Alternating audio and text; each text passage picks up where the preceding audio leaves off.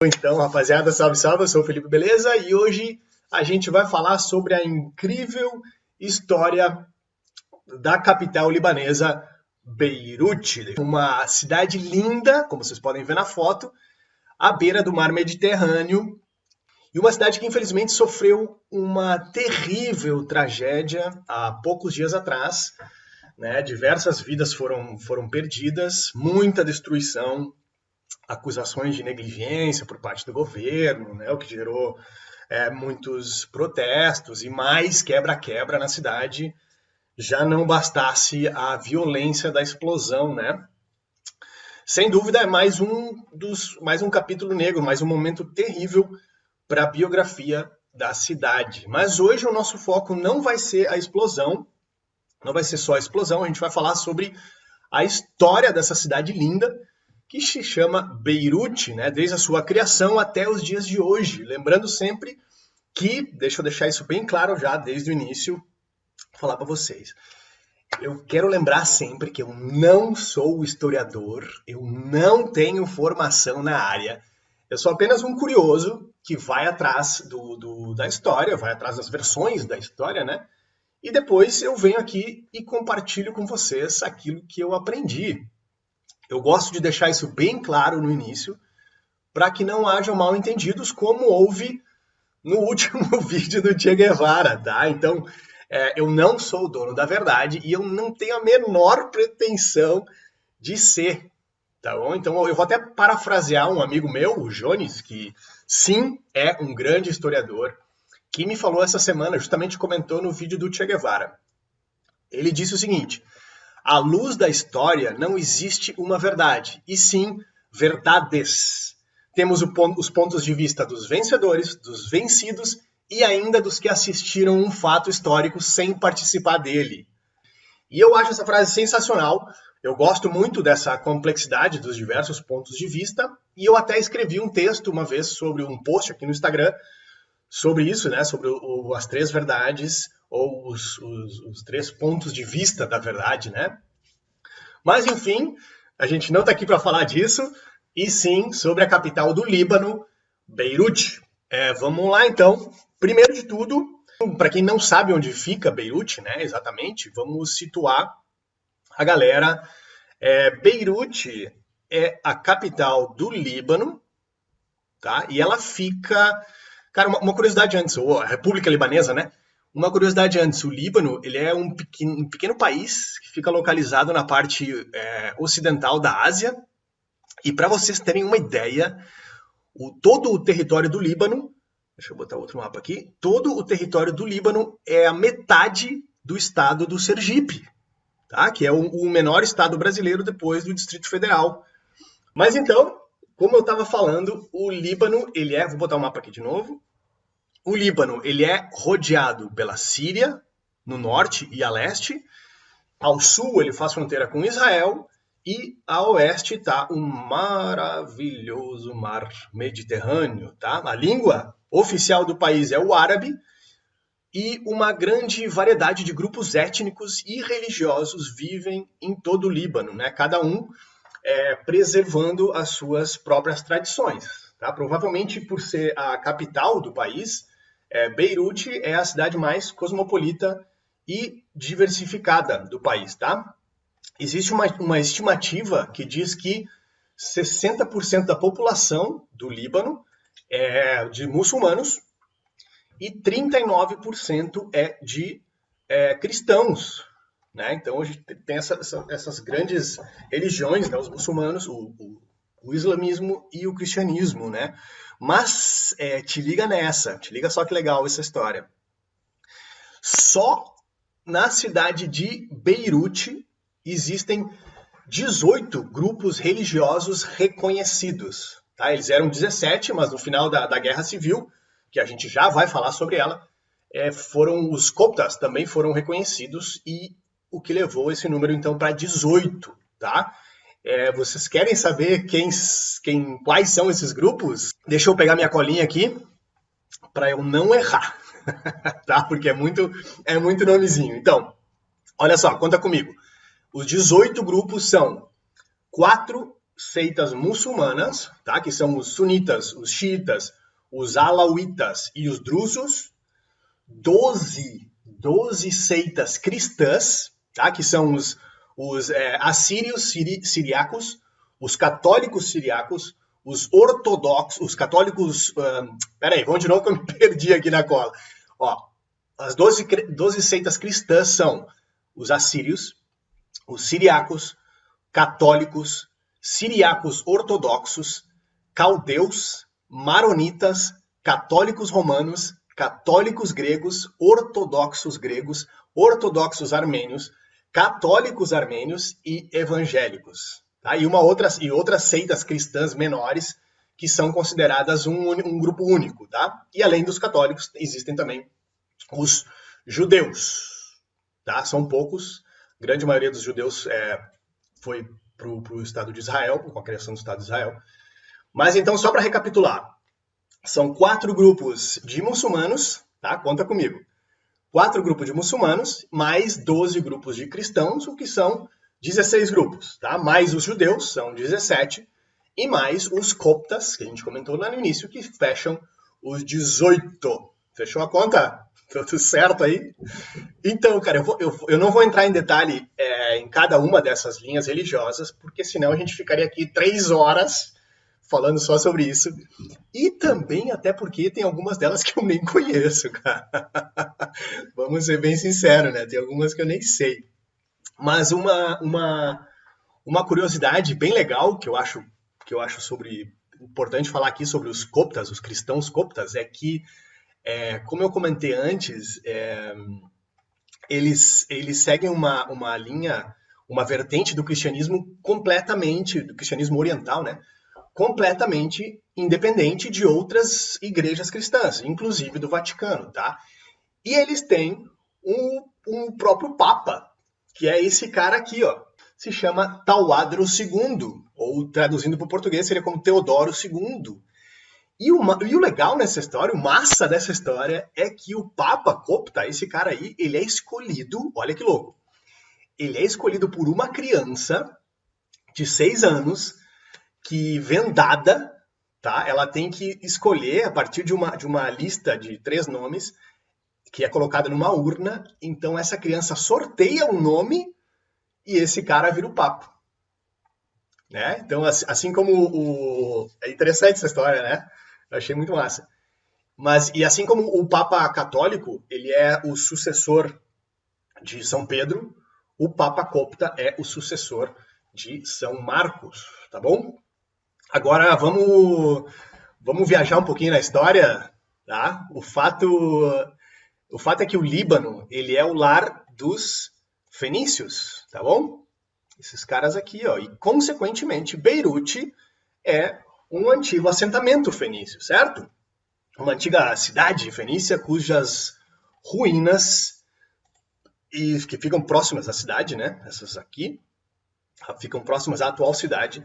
A primeira menção dessa metrópole, né? Elas são encontradas nas cartas de Amarna, que foram feitas pelos antigos egípcios, tá? E elas datam do século XV a.C.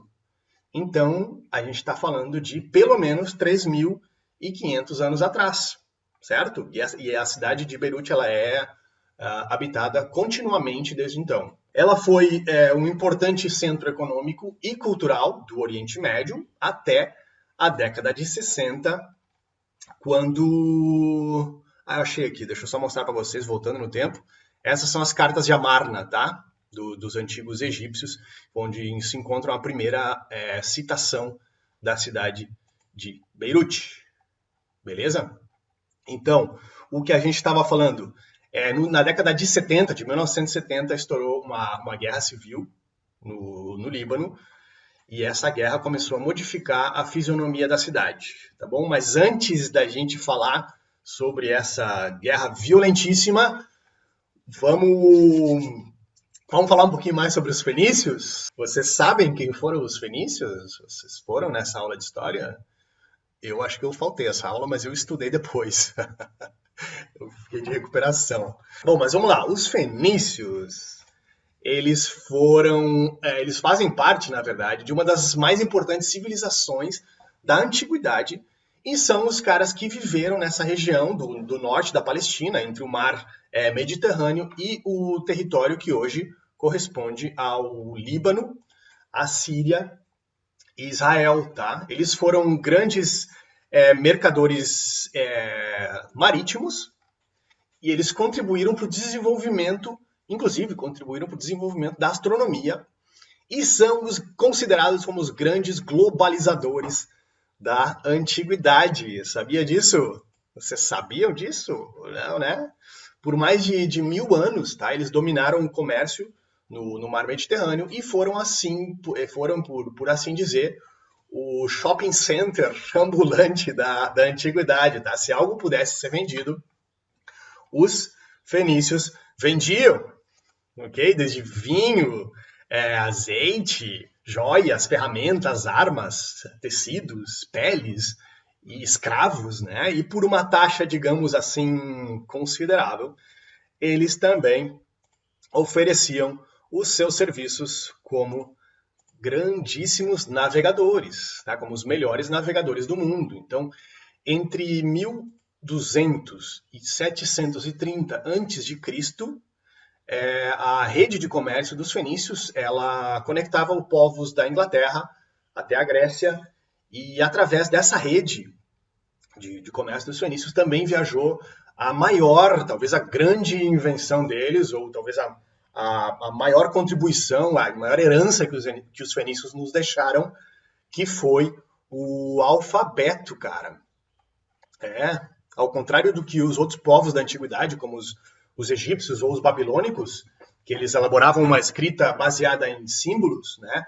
O alfabeto fenício, ele representava os fonemas. É esse alfabeto aqui, ó. E é este alfabeto que seria a origem da escrita ocidental. Tá? Ele deu origem ao grego, ele deu origem ao latim, ao hebraico, ao árabe e, consequentemente, a todos os derivados desses idiomas, certo? Uma outra curiosidade dos fenícios é que os fenícios originais, eles não eram muito de fazer guerra, tá? Eles preferiam fundar colônias com a permissão dos habitantes locais, sem avançar muito para o interior. Tá? As primeiras colônias dos fenícios teriam sido nas paradisíacas ilhas de Chipre e Malta. E, aliás, outra coisa, para os próprios fenícios, nunca existiu essa coisa de Fenícia, sabe? Esse termo nunca existiu para eles. Tem um historiador australiano chamado Richard Miles que disse que a Fenícia não existiu como entidade política unificada até os romanos fazerem uma província com esse nome, milhares de anos depois. Tá? Então, a Fenícia era, na verdade, um conjunto de cidades-estado completamente independentes uma da outra, e que, inclusive, por exemplo, alguns exemplos dessas cidades são Byblos, Tiro, Sidon e Ugarit. Algumas delas adotavam a monarquia hereditária, enquanto outras eram governadas por um conselho de anciãos, e às vezes elas podiam, inclusive, podiam ser aliadas ou podiam, inclusive, entrar em conflito, disputar o controle do comércio entre si, entre as próprias cidades, e com os outros povos do mar Mediterrâneo. Né? Elas controlavam o comércio marítimo do mar Mediterrâneo. E como a gente já viu, eles não eram muito de guerra, mas teve uma colônia fenícia que mudou tudo.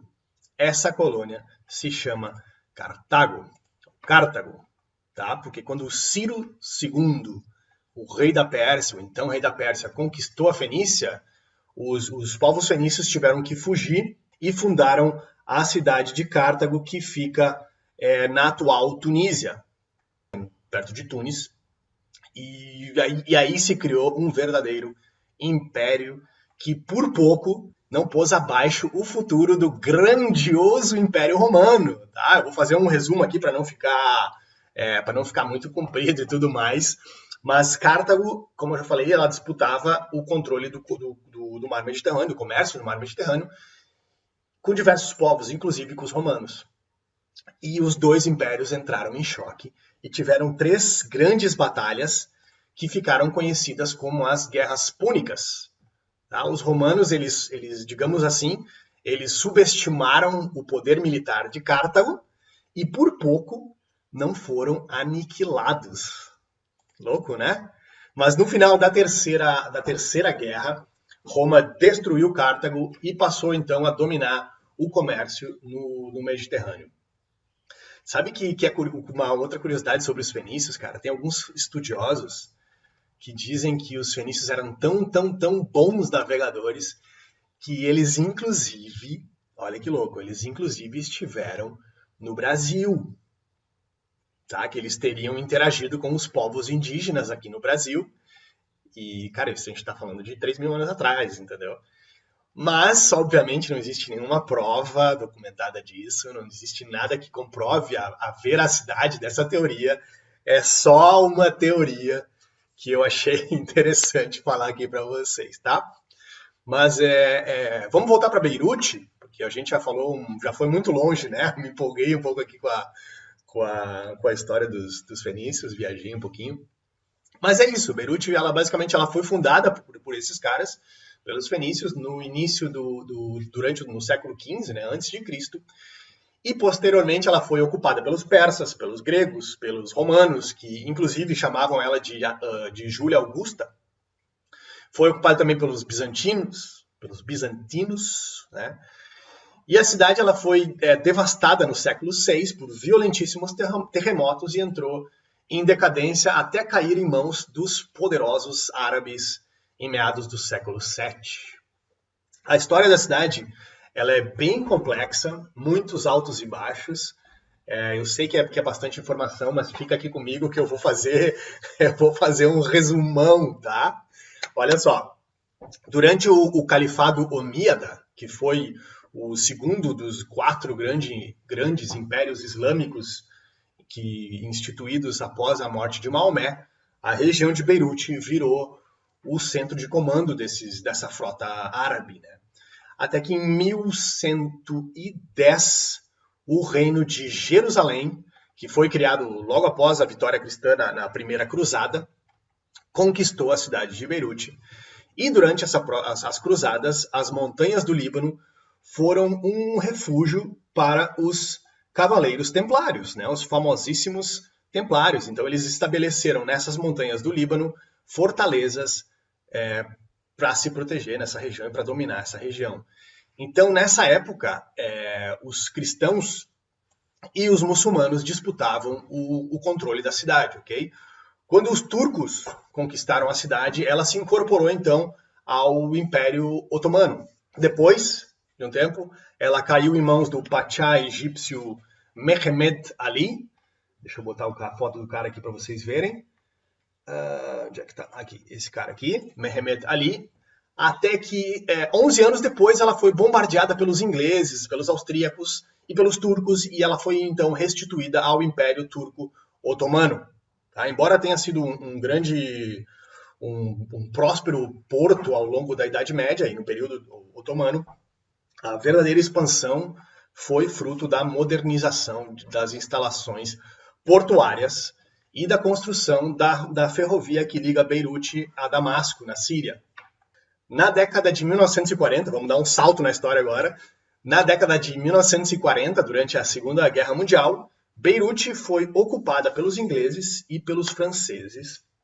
E depois dessa guerra, o Beirute então se tornou a capital do Líbano e o país ganhou a sua independência em 1943. Tá? As tropas francesas saíram em 1946. Mas então, a partir da independência, a história do país, de 1943, a história do Líbano é marcada por períodos de turbulência política intercalados com prosperidade. Tá? Para vocês terem uma ideia, durante a década de 60, né, houve uma reconstrução do país. E antes da Guerra Civil, okay? A gente já vai falar sobre a Guerra Civil, mas durante a década de 60, o Líbano viveu um período de calmaria, digamos assim, e Beirute prosperou como um refinado destino turístico. Tá? Ela chegou a ser comparada com a Paris do Oriente Médio. Olha que charme a cidade de Beirute na década de 60, tá? Só que na década seguinte, nos anos 70, 1970, o quebra-pau começou de novo, voltaram os tumultos, e é nesse momento também que a OLP, a Organização para a Libertação da Palestina, se estabeleceu no território libanês. E nessa mesma época, uma coalizão muçulmana entrou em guerra contra os cristãos. Tá? Foi uma longa e sangrenta guerra que envolveu também os vizinhos sírios, os vizinhos da Síria, Israel. O porto de Beirute, que até então tinha um papel na economia do Oriente Médio, virou literalmente um campo de batalha durante essa guerra civil. Tá? Para completar, como se já não bastasse a guerra civil, em 1982, o Estado de Israel invadiu o Líbano, gerando uma conturbada relação entre os dois países até hoje, até os dias de hoje, né? E essa guerra civil, ela literalmente destruiu o Líbano, um país que vinha se recompondo, vinha crescendo após a década de 60. Ela destruiu o país. Por essa guerra, ela só terminou nos anos 90, 1990, 15 anos depois, tá? 15 anos depois de ter começado. E ao mesmo tempo em que a guerra atingia o seu auge, né? As questões como a dos refugiados palestinos, o crescimento do fundamentalismo islâmico, as intervenções dos Estados Unidos na Síria, a guerra da Síria, no caso, né? Além da ocupação por parte de Israel de uma faixa de terra ao sul do país, foram diversos problemas que desestabilizaram o Estado libanês.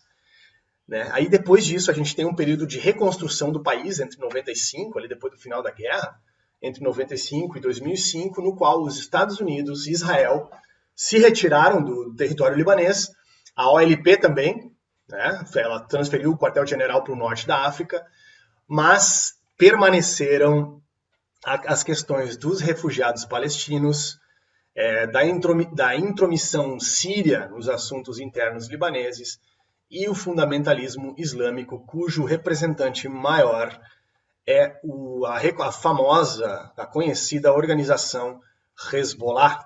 Tá? Eles inclusive são acusados de assassinar o então primeiro-ministro libanês Rafik Hariri em 2005, tá? E esse também foi um período de retomada do turismo libanês, o turismo estrangeiro no país, né? Por diversas vezes houve um ensaio de uma reconstrução do mercado, o fluxo de turistas, inclusive, vinha crescendo gradativamente até a morte do Hariri, em 2005. Depois disso, houve também uma tentativa de retomada do setor e tudo mais, só que no início dessa última década, em 2010, foi um outro momento muito difícil para o Líbano, porque estourou a guerra civil na Síria, né, no país vizinho ali, bem na fronteira com eles, e houve então um enorme fluxo de refugiados sírios para o Líbano.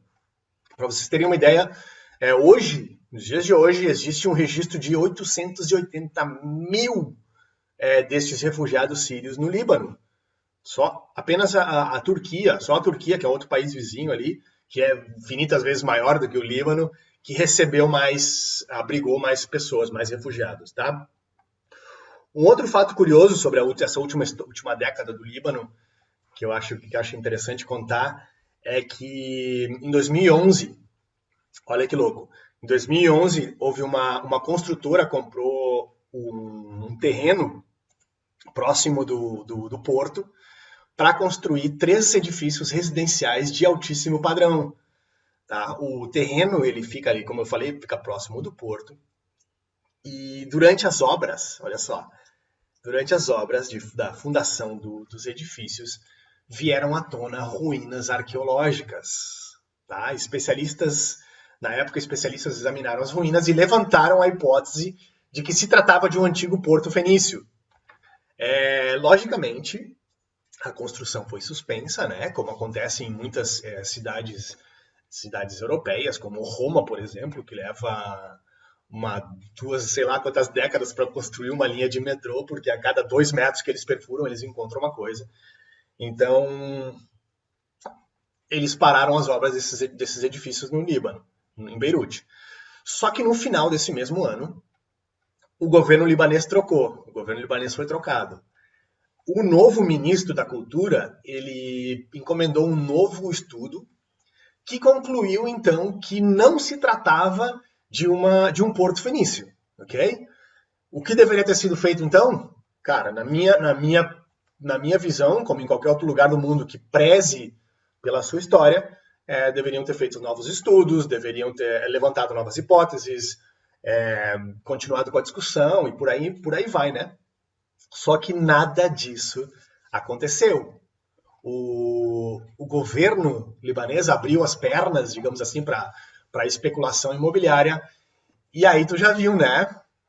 O novo ministro retirou o sítio arqueológico e da lista dos locais protegidos. E no mesmíssimo dia que ele fez isso, a construtora passou o trator nas antigas ruínas fenícias.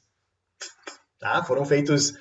Na época foram feitos diversos protestos, organizações internacionais como a Unesco, por exemplo, se manifestaram contra esse ato, levaram o caso para a justiça, mas não deu nada, as obras continuaram a todo vapor e foram entregues no ano passado, em 2019, estas belíssimas torres na beira-mar de Beirute. Né? Ela ganhou essas moderníssimas torres e acabou danificando, elas foram muito danificadas, né? Elas acabaram sendo muito danificadas por causa da explosão, da última explosão, né? Dias atrás. Então, aquilo que poderia ou não ser um porto fenício, mas que certamente eram resquícios de alguma civilização ancestral, foi soterrada por toneladas de aço e de concreto. Tá?